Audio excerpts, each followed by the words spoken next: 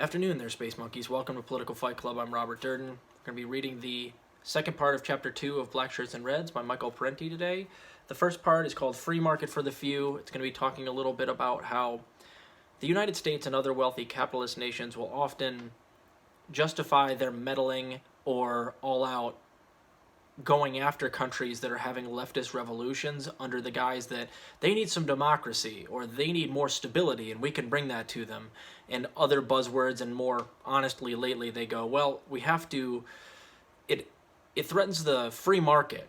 The free market is in peril if there are lefty revolutions across the globe, so therefore we must interfere and quash these, revolutions.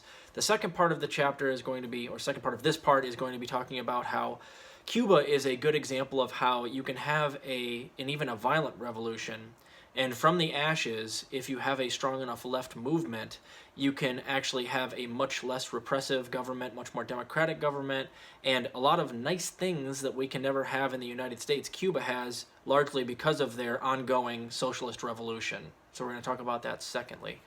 So we're going to start on page 31 here, Free Market for the Few. Third world revolutionaries are branded as the enemies of stability. Stability is a code word for a society in which privileged social relations are securely entrenched. When popular forces mobilize against privilege and wealth, this causes instability, which is judged to be undesirable by U.S. policymakers and their faithful flacks in the U.S. corporate media, which is, of course, exactly the same today. Here we have a deceptive state of affairs. What poses as a U.S. commitment to peaceful, nonviolent change is really a commitment to the violent defense of an unjust, undemocratic global capitalism. The U.S. national security state uses coercion and violence not in support of social reform but against it, all in the name of stability, counterterrorism, democracy, and of late and more honestly, the free market. When he was the head of the State Department policy planning staff during the early years of the Cold War, the noted author George Kennan revealed the ruthless realpolitik mentality of those dedicated to social inequality within and between the nations. Kennan maintained that a wealthy United States facing an impoverished world could not afford, quote, the luxury of altruism and world benefaction, and should cease talking about, quote, vague and unreal objectives such as human rights, the raising of the living standards, and democratization. The less we are hampered by idealistic slogans, the better. He said that to the State Department, February 1948. Speaking at a briefing for U.S. ambassadors to Latin America, Kennan remarked, quote, the final answer might be an unpleasant one, but we should not hesitate before police repression by the local government. This is not shameful since the communists are essentially traitors. It is better to have a strong, i.e. repressive regime in power than a liberal government if it is indulgent and relaxed and penetrated by communists. In a 1949 State Department intelligence report, Kennan wrote that communists were, quote, people who are committed to the belief that government has direct responsibility for the welfare of the people. So they had to be dealt with harshly without regard for such niceties as democratization and human rights. It is said that the United States cannot renege on its commitments to other peoples and must continue as a world leader. The rest of the world expects that of us, but the ordinary peoples of the world have never called for U.S. world leadership. Quite the contrary, they usually want the United States to go home and leave them to their own affairs. This is because U.S. commitments are not to the ordinary people of other lands, but to the privileged reactionary factions that are the most accommodating to Western investors. As Kennan's remarks indicate, the U.S. policy-making establishment has been concerned not with advancing the welfare of impoverished peoples around the globe, but with defeating whoever allies themselves with the common people, be they Reds or not. Whatever their grave shortcomings, do not U.S.-supported Third World rulers represent something better than the kind of tyranny that communists and revolutionary totalitarians bring? Academic cheerleaders for U.S. interventionism, such as Samuel Huntington of Harvard, think so. Quote, however bad a given evil may be, a worse one is always possible and often likely, Huntington concludes, going on to defend as, quote-unquote, lesser evils the murderous regimes in Chile after Pinochet, or under Pinochet, and South Africa under apartheid. The lesser evils argument has been around a while, apparently. We're using it in America now.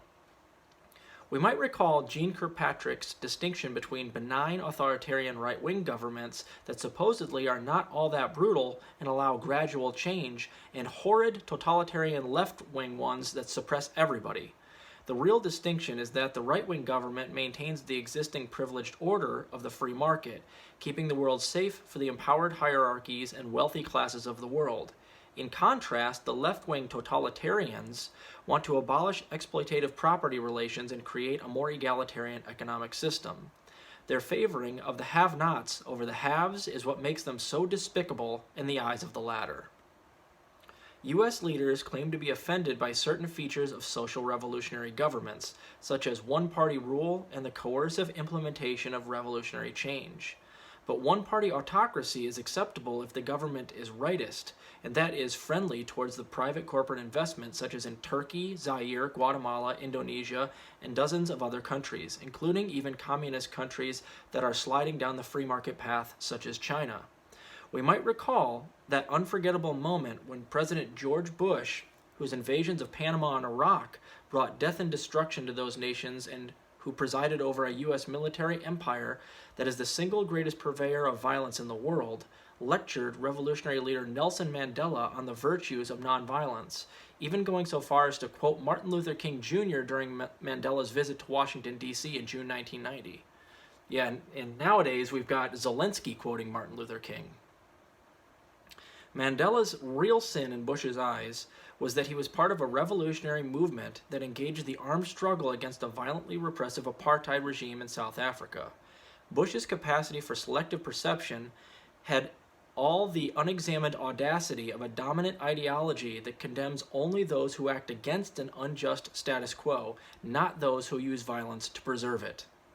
It would have to come as a great relief to people around the world if the President of the United States had adopted a policy of nonviolence for his own government. In fact, he had done no such thing.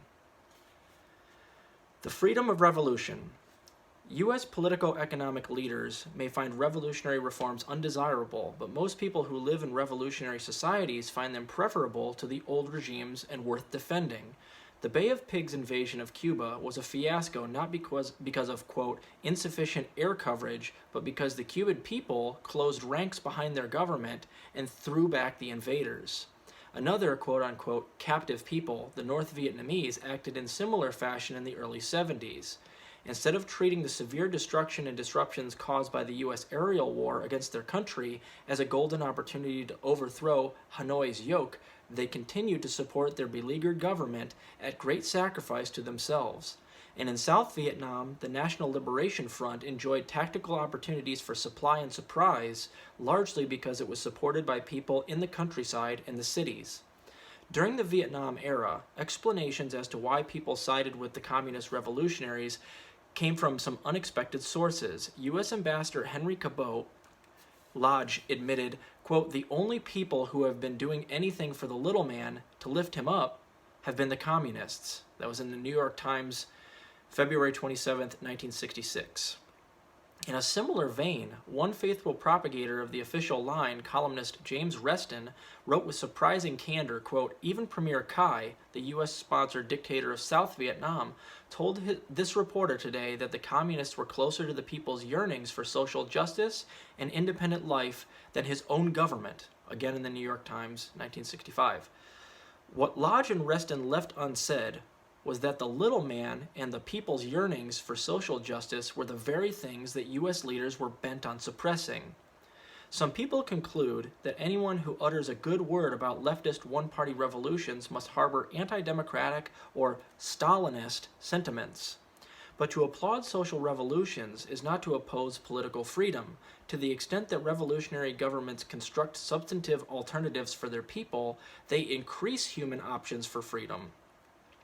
Options and freedom. There is no such thing as freedom in the abstract. There is freedom to speak openly and iconoclastically, freedom to organize a political opposition, freedom of opportunity to get an education and pursue a livelihood, freedom to worship as one chooses, or not worship at all, freedom to live in healthful conditions, freedom to enjoy various social benefits, and so on. Most of what is called freedom gets its definition within a social context. Revolutionary governments extend a number of popular freedoms without destroying those freedoms that never existed in previous regimes. They foster conditions necessary for national self-determination, economic betterment, and the preservation of health and human life, and at the end of many of the worst forms of ethnic, patriarchal, and class oppression. Regarding patriarchal oppression, consider the vastly improved condition of women in revolutionary Afghanistan and South Yemen before the counter-revolutionary repression in the 90s, or in Cuba after the 1959 revolution as compared to before. U.S. policymakers argue that social revolutionary victory anywhere represents a diminution of freedom in the world. The assertion is false. The Chinese Revolution did not crush democracy. There was none to crush in that oppressively feudal regime. The Cuban Revolution did not destroy freedom. It destroyed a hateful U.S.-sponsored police state. The Algerian Revolution did not abolish national liberties. Precious few existed under French colonialism. The Vietnamese revolutionaries did not abrogate individual rights. No such rights were available under the U.S.-supported puppet governments of Bao Dai, Diem, and Cai. Of course, revolutions do limit the freedoms of the corporate propertied class and other privileged interests. The freedom to invest privately without regard to human and environmental costs. The freedom to live in obscene opulence while paying workers starvation wages. The freedom to treat the state as a private agency in the service of privileged coterie. The freedom to employ child labor and child prostitutes. The freedom to treat women as chattel, and so on. Today, no one in U.S. policy circles worries about the political economic oppression suffered in dozens of right-wing client states. Their professed desire to bring Western political democracy to nations that have had revolutions rarely extends to free market autocracies, and the grudging moves toward political democracy occasionally made in these autocracies come only through popular pressure and rebellion, and only with the unspoken understanding that democratic governance will not infringe substantially upon the interests of the moneyed class. What measure of pain? Is the pain of revolution worth the gain? Cost-benefit accounting is a complicated business when applied to social transitions. But have we ever bothered to compare the violence of a revolution against the violence that preceded it? Quote, "I do not know how one measures the price of historical victories," said Robert Heilbronner. Quote, "I only know that the way in which we ordinarily keep the books of history is wrong. We make no tally of the generations claimed by that combination of economic exploitation and political suppression so characteristic of the ancient regimes, the hapless victims of flood and famine in the Yangtze Valley of yesterday, the child prostitutes found dead in the back alleys of old Shanghai, the muzhiks stricken by cold and starvation across the frozen steppes of Russia. And what of today?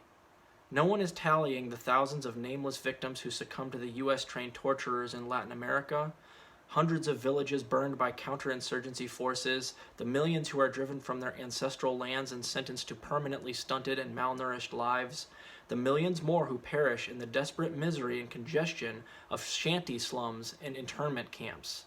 Their sufferings go unrecorded and are not figured in the balance when the revolution metes out justice to erstwhile oligarchs and oppressors or commits excesses and abuses of its own. And how do we measure the pain of tens of millions of children throughout the world, many as young as 6 and 7, who are forced to work 70 hours a week, confined in ill-lit, poorly ventilated workshops, under conditions reminiscent of the most horrific days of the Industrial Revolution?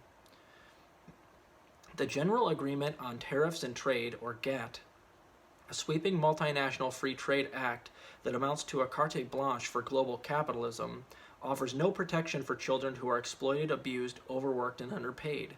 During GATT negotiations, leaders of third world countries successfully argued against placing any restrictions on child labor, arguing that children have always worked in their cultures and such traditional practices should be respected. To prohibit child labor would limit the free market and affect severe hardship on those poor families in which a child is often the only wage earner. Even if the long-standing practice of children helping out on farms is acceptable, assuming they are not overworked and are allowed to go to school, the practice of, quote, locking them into a hot box of a factory for 14 hours a day is something else. Furthermore, They may be the only wage earner because adult workers have been laid off in favor of children who are infinitely more exploitable and provide bigger profits for prosperous factory owners, according to Anna Quindlen in the New York Times in 1994. Traveling across Cuba in 1959, immediately after the overthrow of the U.S.-supported right-wing Batista dictatorship, Mike Faulkner witnessed, quote, a spectacle of almost unrelieved poverty. The rural population lived in makeshift shacks without minimal sanitation. Malnourished children went barefoot in the dirt and suffered the, quote, familiar plague of parasites common to the Third World. There were almost no doctors or schools, and through much of the year, families that depended solely on seasonal sugar harvests lived close to starvation. How does that victimization in pre-revolutionary Cuba measure against the much more widely publicized repression that came after the revolution, when Castro's communists executed a few hundred of the previous regime's police assassins and torturers, drove assorted upper-class moneybags into exile, and intimidated various other opponents of radical reforms into silence? Today, Cuba is a different place. For all its mistakes and abuses, the Cuban Revolution brought sanitation, schools, health clinics, jobs, housing, and human services to a level not found throughout most of the Third World, and in many parts of the First World. Infant mortality in Cuba has dropped from 60 per 1,000 in 1960 to under 10 per 1,000 by 91, while life expectancy rose from 55 to 75 in that same period. Smallpox, malaria, tuberculosis, typhoid, polio, and numerous other diseases have been wiped out by improved living standards and public health programs. Cuba has enjoyed a level of literacy higher than in the United States and a life expectancy that compares well with advanced industrial nations. Other peoples besides the Cubans have benefited, as Fidel Castro tells it, quote, the Cuban Revolution has sent teachers, doctors, and workers to dozens of third world countries without charging a penny. It shed its own blood fighting colonialism, fighting apartheid, and fascism. At one point, we had 25,000 third world students studying on scholarships. We still have many scholarship students from Africa and other countries. In addition, our country has treated more children, 13,000, who were victims of the Chernobyl tragedy, than all the other countries put together. They don't talk about that, and that's why they blockade us. The country with the most teachers per capita of all countries in the world, including developed countries. The country with the most doctors per capita of all countries, one for every 214 inhabitants. The country with the most art instructors per capita of all countries in the world. The country with the most sports instructors in the world. That gives you an idea of the effort involved. A country where life expectancy is more than 75 years. Why are they blockading Cuba? Because no other country has done more for its people. It's the hatred of the ideas that Cuba represents. Monthly Review, 1995. Cuba's sin in the eyes of the global capitalists is not its lack of democracy.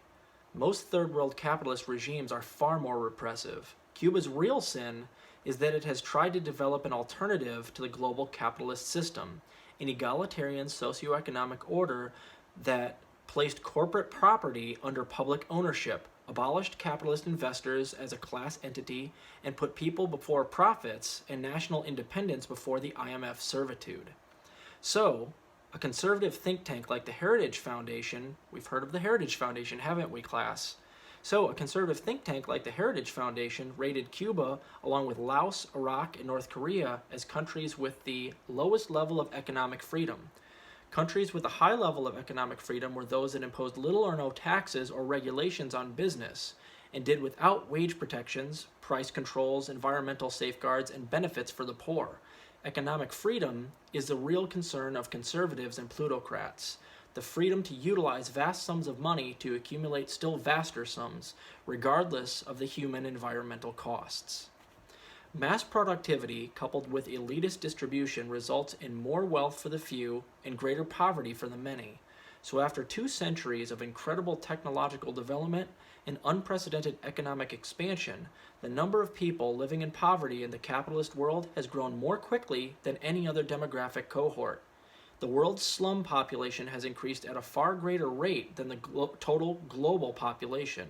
Amazing growth in industrial productivity has been accompanied by increasingly desperate want, misery, and repression. In short, there is a causal link between vast concentrations of wealth and widespread poverty. The next time someone preaches the free market gospel of economic freedom and productivity, we need to ask, for whose benefit and at whose cost? Those who should show concern for the elites overthrown in a whirl of revolution should also keep in mind the hundreds of millions more who are obliterated by economic reactionism. If all rebellions were to be successfully repressed today and forever, free market autocracy's violence against humanity would be with us more unrestrained than ever, as it is indeed happening. For these reasons, those of us who are genuinely concerned about democracy, social justice, and the survival of our planet should support rather than oppose popular revolutions. And that's Chapter 2. We'll be doing Left Anti-Communism, Chapter 3 next time, you guys. And again, thank you for recommending this book and this writer to me. He and I speak the same language, let's just put it that way. I love this book so far. And of course, we need to remember the lessons that we're learning as we go along here. There may be a violent revolution in America, but like I've said before on this show, it's not going to be the poor people that start it.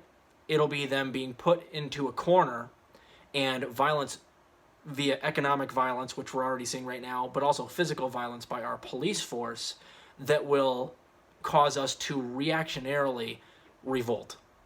And I think that's the way it's going to happen. It's just a matter of, do we fix things through our democracy, which we don't have, or are we going to inevitably go down the violent revolution path where they put us into a corner, the elites put the proletariat into a corner, and we have to lash out?